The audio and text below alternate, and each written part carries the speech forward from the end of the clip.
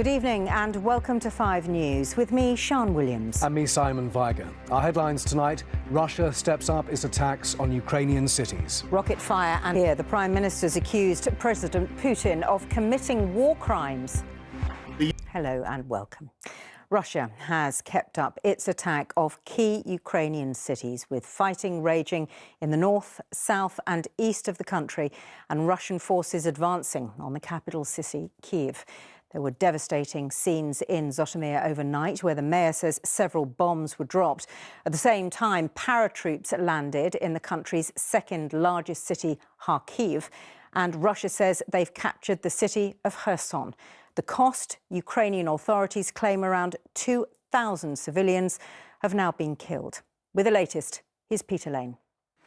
Well, as the bombings escalate, many more Ukrainians have decided to flee to try to find some safety. It's thought nearly 900,000 people have left their homes already. And the UN says, Julian, just describe what it's like there.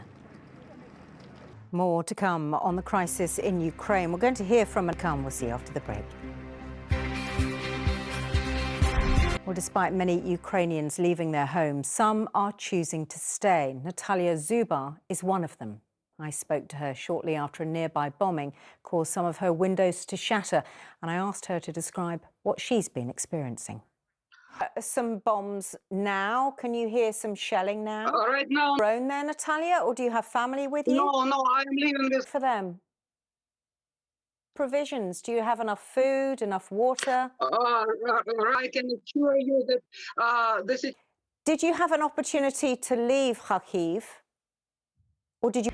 Let's return to Ukraine. We've already seen sporting events taken away from Russia and teams cancelling their Russian sponsorship. Well, the exclusion of the country from sport continues, but there is criticism of the International Paralympic Committee for not going far enough. Toby Sadler joins me in the studio now. What's going on here, Toby? So the International Paralympic Committee, or IPC... Respond to this. I think, like everybody... Thank you for that too. A little bit later, we're going to be returning to the Polish border with you. Quick look at the weather now. See you in a bit.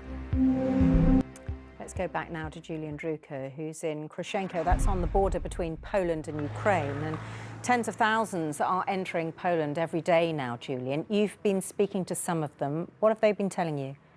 You may feel rather helpless watching the scenes in Ukraine, but you've probably also seen the calls for help here. Groups have been asking for donations to send to those who've had to leave their homes behind, and there's been an overwhelming response from all over the country. Catherine Nash has been to meet one group of volunteers in southwest London. Extraordinary, isn't it, those volunteers who are reaching out to help people of Ukraine. Time for another short break now. Don't go. An amazing shot, isn't it? Yep. See you after the break. Welcome back. We're going to take a pause because, as you know,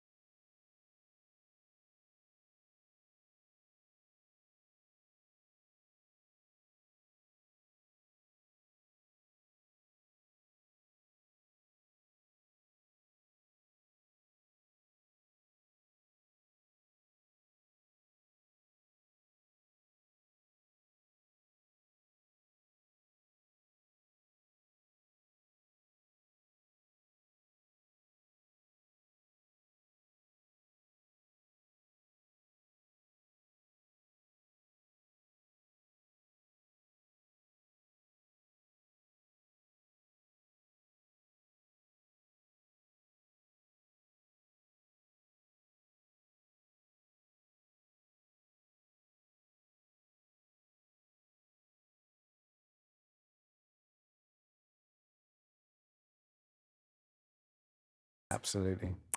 finally, with all the bad news coming out of Ukraine, we thought we might bring you something beautiful from there.